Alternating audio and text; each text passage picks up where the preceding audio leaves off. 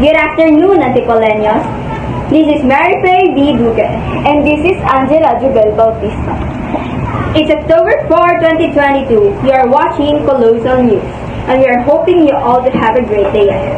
This is National Communication Network, bringing you the top stories that are sure with no bias. And for the details of our news, Philippine Embassy in South Korea promotes the spread of Filipino culture. VP Sara Duterte wants to implement mandatory ROTC in college. Rain or shine went on youth's second quarter flurry and never looked back to give Ginebra ruled 93-71. The Court of Appeal rejected the motion filed by TV host and actor Vong Navarro. Blackpink has placed 2 songs on Billboard's Hot 100. The famous Korean idol Jessie will be having her first concert here in Manila today. One of the priorities of Vice President and Department of Education, Secretary Sara Duterte, is the return of the mandatory ROTC to colleges. According to Duterte, he said this Thursday, September 29, in an interview that there has already been an initial meeting related to this with the Commission on Higher Education, some lawmakers and senators. During our discussion, it was clear to everyone that it would be better if ROTC were returned to higher education since he was already in higher education, he said. Other than the mandatory ROTC, Duterte will also give priority to discipline and love for the country to be part of the curriculum in basic education.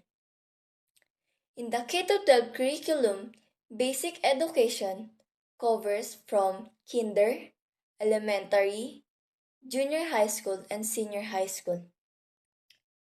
CHED Chairperson Popoy de Vera confirmed that there has been a conversation with the DepEd and members of the Senate and House for the proposed mandatory implementation of ROTC.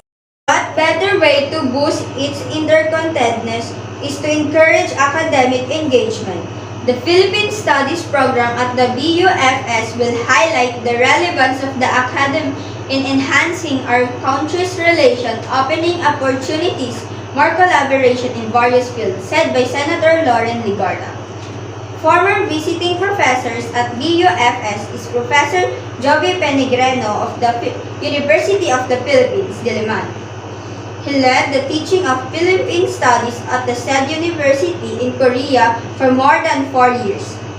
By having visiting professors and exchange students as part of the academic partnership, the development of research collaborations regarding the language, culture, and the society of the Philippines and Korea will be strengthened, said by Professor Pilgrim.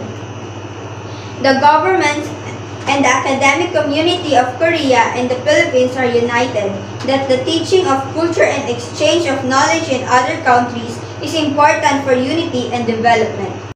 I found salon level keratin at home. New Tresemme Keratin Smooth. Now with Keratin Protein Complex that works deep into the hair. Get the Keratin Salon experience for as low as 9 pesos per wash. I rate Tresemme 10 out of 10. And that's why I slay with the power of 10. New Tresemme Keratin Smooth. 10 salon benefits in 1 wash. Rain or shine went in a huge second quarter flurry and never looked back to give Ginebra a weird 23-71. Welcome in the 2022 PBS Commissioners Cup at the Mall of Asia Arenas on Wednesday, September 28. And for further details, let's hear it from Mark's Benedict Gresham. Thank you, Tanay. Everything just went to the Elasto Painters' favor in the deciding second quarter breakaway as they clicked from all cylinders to score 30 points. In that canto alone, while limiting the Gin Kings, who ironically added more firepowers with the accusations of Jamie Malonzo and Von Pesemuao to a massively 5 points. Ginebra never say die, Spirit just abandoned the talent crew as it was all rain or shine from them. It feels good actually. Magandang bawi namin from talo namin sa NLEX. Malaking isda itong nahuli namin. Pero mahirap mahuli yung Ginebra sa ganitong sitwasyon. One of the rare bad nights we played well, but maybe because they also said by Giao. Ginebra is an all-star team, especially with the addition of Jamie Alonso, and he played well tonight. They're gonna be scary in the future, he added. Brownlee paced the Kings with 20 points but had to take 25 shots to reach his output, including a 1 of 11 clip in the first half, which epitomized Ginebra offensive struggles with a conference low first half points at only 28. The blazing first half from the Elasto Painters obviously caught the Kings shell shock as the lead ballooned to as many as 32 points early in the final frame. Malonzo had a decent debut in his Ginebra uniform with 14 points, but still wasn't enough as the Kings absorbed its worst loss since the Governor's Cup of the last season and tied from the least points the team scored in the 9 conference with Brownlee on board. Cream Silk Triple Keratin Rescue. This is what my ultimate beauty looks like, feels like, moves like. From the #1 in keratin, Cream Silk Triple Keratin Rescue with 3 times the keratin, relaxers, serum, and essence combined in one ultimate solution. Nothing impeccably smoothens, nothing exquisitely softens, nothing brilliantly gives shine the way Cream Silk Triple Keratin Rescue does. My ultimate beauty from the #1 in keratin. The Court of Appeals rejected the motions filed by TV host and actor Bong Navarro that would stop the Department of Justice from filing rape and acts of lasciviousness charges against him over incidents involving model stylist Denise Cornejo in 2014.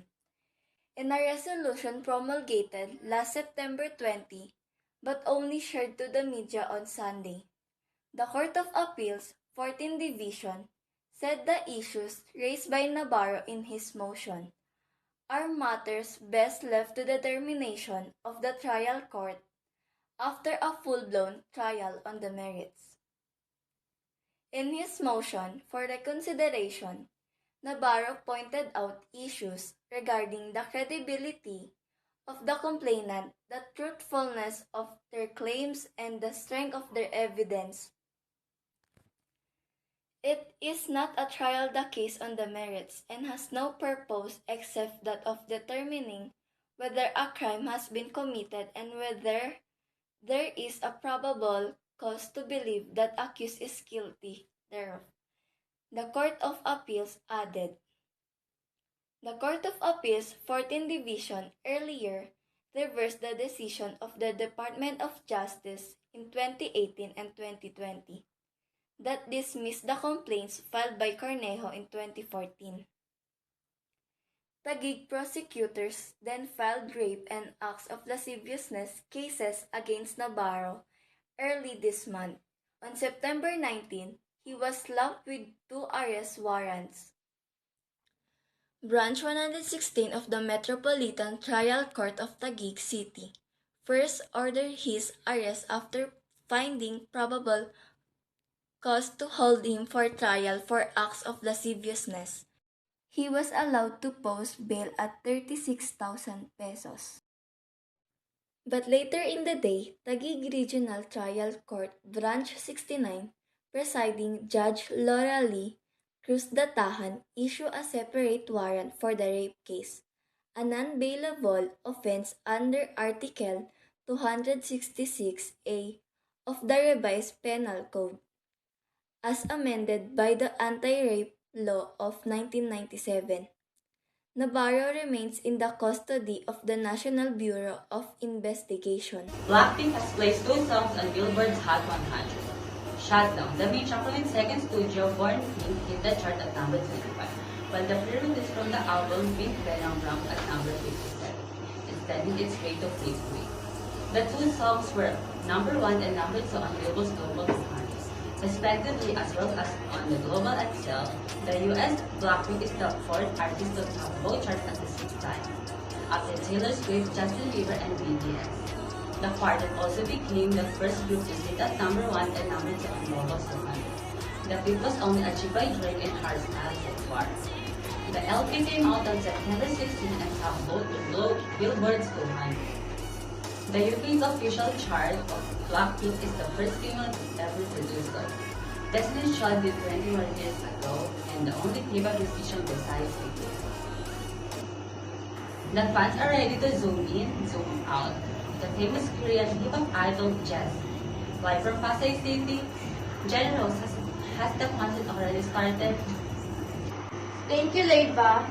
The concert of Korean hip-hop idol Jessie will start in a few minutes here at the MOA Arena. But before that, we had an exclusive interview with her backstage and shared something that makes him nervous tonight. Welcome to Manila. It is your first time here, so how do you feel? Thank you. I love it here. Like I said, this is my first time in Philippines. First time tasting the food. The food is amazing. The people are so warm. This is the opening of the Korean star Jessie a few minutes before she went on the stage in her first concert here in Manila. Jessie has been in the industry for almost several decades. Had some hits like Nunu Nana, Blooded, and viral hit Zoom.